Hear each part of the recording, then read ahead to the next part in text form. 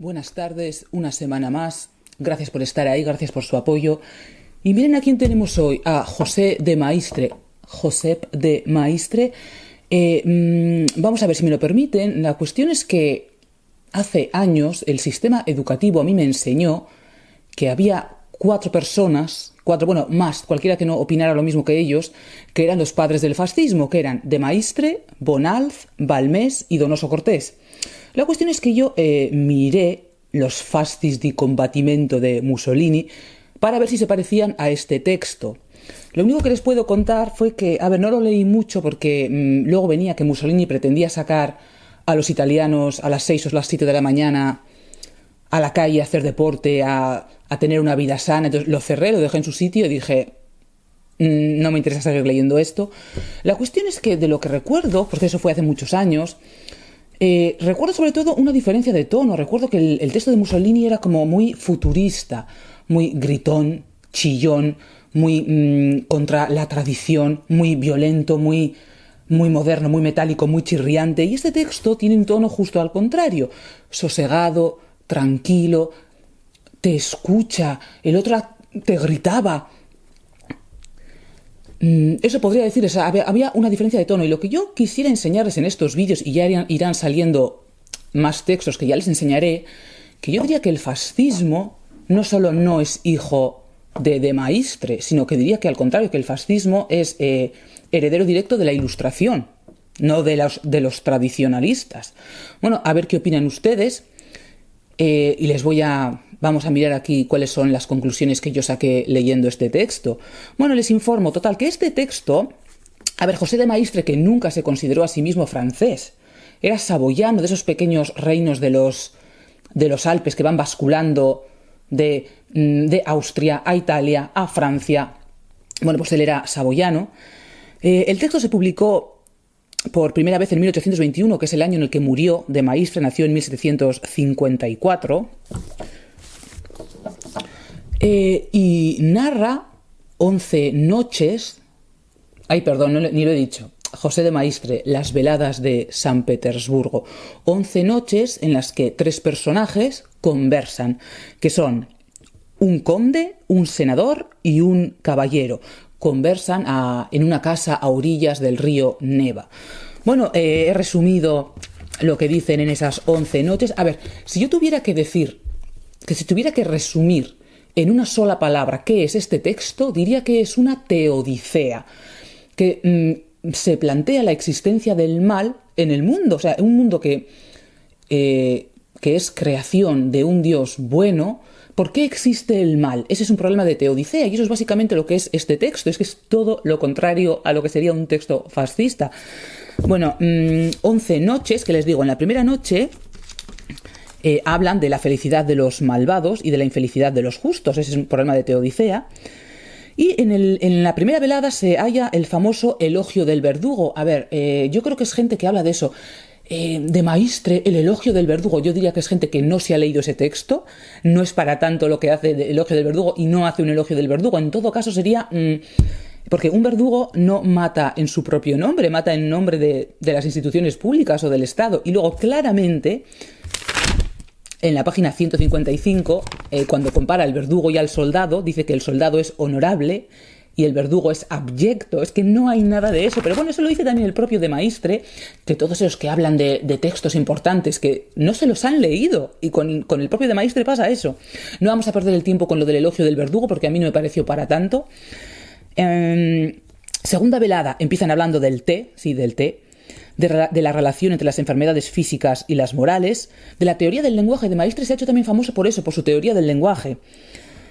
De la degradación personal o nacional, que va pareja a la degradación del lenguaje, del pecado original, y de los filósofos paganos intuyendo el pecado original, que el pasado es más sabio y los antiguos son sabios, como ahora cuando se ven esos programas, esos documentales de la tele, se ha encontrado no sé qué infraestructura, no sé dónde, lo que demuestra que los antiguos tenían la capacidad de tal y tal, porque lo que está diciendo de Maistre es que el cuento que nos han contado del mundo, como de la historia como progreso, de lo peor a lo mejor, es falso, Los antiguos eran sabios.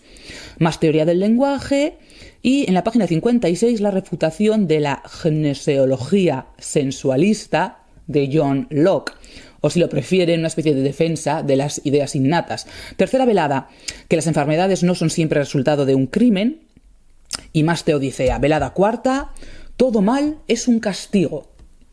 Quizá eso sea lo más polémico que pueda tener este texto. El caballero, que es de los tres, el caballero es el más joven, hace una defensa de Voltaire, pero el conde critica a Voltaire y lo critica razonadamente y lo critica bien. Quinta velada, entendimiento de los animales, mecánica celeste antigua, crítica a Bacon y teofobia. La filosofía moderna es teófoba, pues como hoy.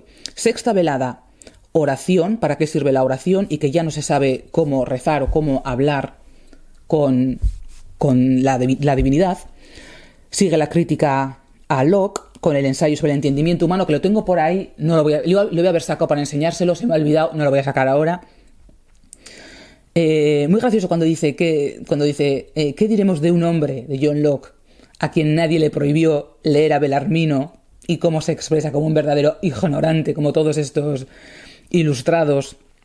Definición de la libertad de John Locke y cómo lo refuta de Maistre. Aquí, página 148, que la mayoría de los que hablan de los libros famosos no los han leído. Velada séptima, sobre la guerra y la diferencia entre el soldado y el verdugo. El soldado mata a inocentes y sin embargo es honorable. El verdugo mata a culpables y sin embargo es abyecto. La belleza de los salmos en la Biblia y la belleza de la noche. Preciosa, texto precioso. Octava velada. Así que el caballero dice que va a escribir lo que están hablando y lo va a publicar. Defensa de la existencia del purgatorio. Y sigue la teodicea. Velada novena. Comentan los libros de un tal Jennings, la relación entre Séneca y San Pablo. Velada décima, teoría de la reversibilidad. Y la relación entre religión y ciencia, y que no es casualidad que la ciencia haya surgido en el mundo cristiano. Y hay otros muchos, Tom Watts y otros muchos que dicen lo mismo, ya iremos sacando los textos. Y velada decimoprimera, que el espíritu profético como natural a los pueblos, ya saben, bienaventurados el que es capaz de leer o de entender el signo de los tiempos. Y muy gracioso, que es un iluminado y una crítica a la secta de un tal Saint Martín, y la crítica a algo que se llamaba sociedad bíblica, como una especie de secta salida del anglicanismo. Bueno, pues la cuestión es eso, que el tono de este libro es sosegado, pausado, razonable. No tiene nada que ver con el futurismo fascista. Vamos a leerlo un poco. A ver, al fin de la jornada de uno de los días más calurosos del mes de julio de 1809, remontaba yo el Neva en una chalupa con el consejero privado de miembro del Senado de San Petersburgo, y con un joven francés a quien los huracanes de la revolución de su país y una multitud de acontecimientos extraordinarios habían llevado a esta capital. Nada es más raro, pero nada es más encantador que una bella noche de verano en San Petersburgo, sea que la larga duración del invierno y la rareza de estas noches, haciéndolas más apetecibles, les dan un encanto particular, sea que, como yo creo, son realmente más dulces y más tranquilas que en los más bellos climas. Precioso, y cuando dice, miren esto: si mi mujer, mis hijos, mis hermanos, separados de mí por largo tiempo y sin esperanza de reunirnos, hubieran de caer repentinamente en mis brazos, quisiera que fuese en una de esas bellas noches sobre las orillas del Neva. Ustedes dirán si están encontrando aquí algo fascista. A ver, el instinto secreto de que hablábamos.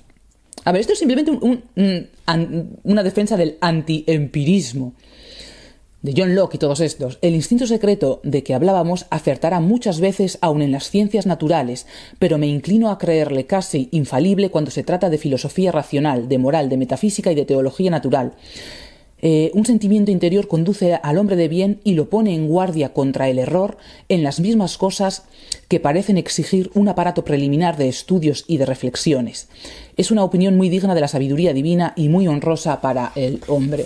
Esto se ha repetido a lo largo de los siglos, que el individuo bien educado educado en la realidad, en el orden del ser, en el kata cosmón, pues sabe cuando, aun sin analizar demasiado, hueles el cuerno quemado cuando te están intentando pasar gato por liebre.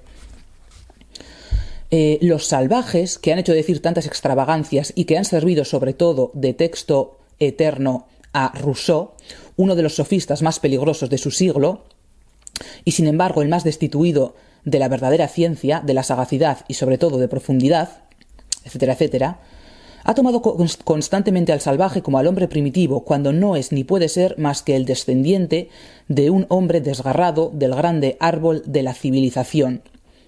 Como las sociedades, no sé cómo llamarlos, de indígenas, no son sociedades primitivas, son sociedades altamente evolucionadas, que han evolucionado como la nuestra durante siglos.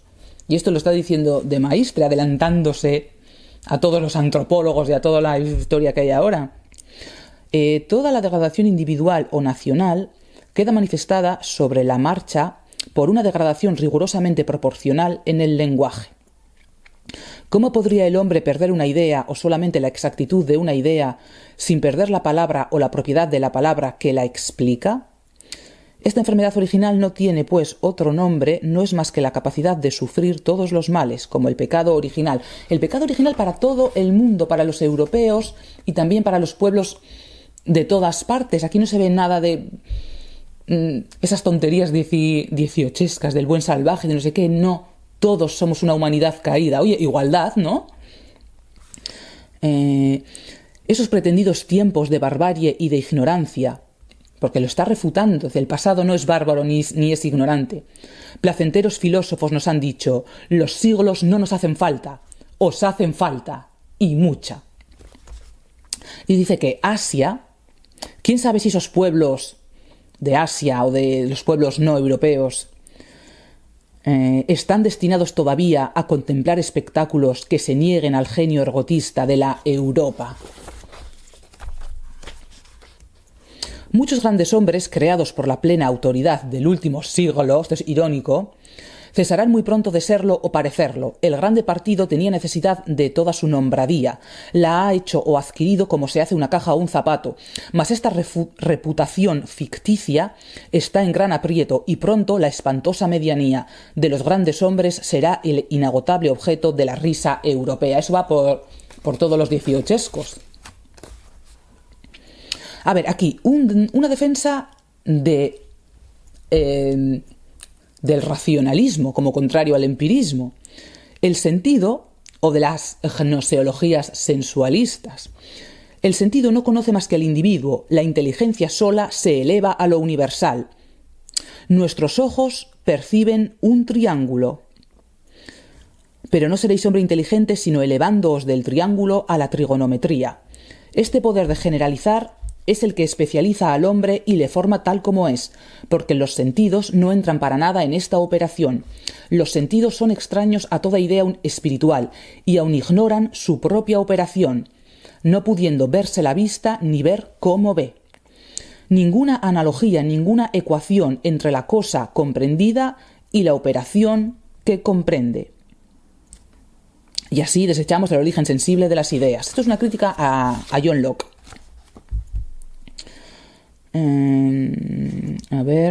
Locke hace consistir la libertad en el poder de obrar, mientras que esta palabra puramente negativa no significa más que la falta de obstáculo, de suerte que la libertad no es ni puede ser más que la voluntad no impedida o estorbada, es decir, la voluntad. Y aquí tengo yo apuntado, la libertad como mera volición. Exacto, la libertad como mera volición. Y tengo apuntado por ahí que así es como me educaron a mí. Pues sí, así es como me educaron a mí. O deseducaron, o lavaron el cerebro, o como ustedes prefieran. Locke es acaso, divertidísimo, Locke es acaso el único autor conocido que se haya tomado el trabajo de refutar su propio libro entero o de declararlo inútil desde el principio, diciéndonos que todas nuestras ideas proceden de los sentidos o de la reflexión. Dice de los sentidos y luego dice de la reflexión, o de lo uno o de lo otro. Añadid a esto que los literatos leían muy poco en el último siglo, desde luego porque llevaban una vida disipada, después porque escribían mucho y por último porque el orgullo no les permitía suponer que tuviesen necesidad de las ideas de los demás. Hombres de esta clase tienen otras cosas en qué ocuparse y no en leer a Locke. Tengo motivos para sospechar que en general no lo han leído los que le ensalzan, le citan y aun quieren explicarlo. Él es quien reina, desgraciadamente, en Europa desde hace 3 siglos. Él, quien todo lo niega, él, quien todo lo quebranta, él, quien de todo protesta. Esto es como un antecedente de lo que hoy en día se llama critical theory. O sea, con 100 años de antelación lo vio venir. Toda la filosofía del siglo XVIII, que es enteramente negativa y por consiguiente nula. Solo se escribió para contradecir las ideas admitidas. Esto es la critical theory, pero con 100 años de... Bueno, criticada con 100 años antes de que surgiera. ¿Qué argumentos podrán aducirse para probar que la soberanía viene del pueblo? Sin embargo, no hay nada de eso. La soberanía siempre se toma, nunca se da. Y otra teoría bien fundada manifiesta que esto debe ser así. ¿Quién no dirá que la mejor constitución política es aquella que ha sido deliberada y escrita por hombres de Estado perfectamente enterados de las condiciones de la nación, de sus necesidades, y que por lo mismo han previsto todos los casos? Sin embargo, nada hay más falso. El pueblo mejor constituido es aquel que tiene escritas menos leyes constitucionales, y toda constitución escrita es letra muerta casi siempre.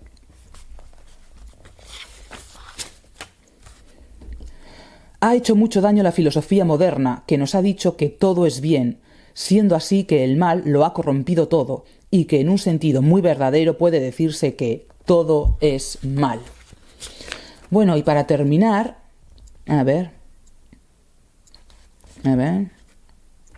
Partimos siempre de la hipótesis de que el hombre se ha ido elevando gradualmente desde la barbarie a la ciencia y a la civilización. Este es el sueño favorito, el error matriz y, como dicen las escuelas, el protofeudo de nuestro tiempo. Lo exalta sin medida en todas partes donde lo encuentra, sobre todo el talento de los descubrimientos, al paso que la irreligión lo comprime siempre y lo ahoga muchas veces. Esto iba a enseñarles un texto de Karl Marx, que también se me ha olvidado sacar lo mismo que el de John Locke, porque Karl Marx dice lo mismo. A ver, este texto que acabo de leer, que igual no lo he leído ni bien, pero dice básicamente que donde hay religión, los grandes talentos tienden a florecer, a cualquier nivel artístico, científico, y en los lugares donde no hay religión, esos grandes talentos se pierden. Y Karl Marx dice lo mismo, dice que durante la Edad Media la Iglesia Católica se preocupó siempre de que los mejores sean hombres o mujeres y en cualquier campo llegaran arriba y pudieran expresarse. Vamos a terminar con un fragmento precioso, miren. El tiempo será para vosotros, la eternidad para mí. Celebramos su misteriosa grandeza, y ahora y siempre, en todos los siglos y en toda la serie de eternidades, y más allá de la eternidad, y cuando, en fin, todo esté consumado, un ángel exclamará en medio del espacio vacío: ya no hay más tiempo. Bueno, pues, ¿han leído ustedes a De Maistre? ¿Qué opinan? ¿Le relacionan con el fascismo? Yo más relaciono con el fascismo a las actuales democracias, con sus alucinaciones higienistas y con su vida sana. Vamos a ver, es que decir que José de Maistre es el padre del fascismo es como decir que los veganos son los hijos del fascismo. Creo que no se me olvida nada importante.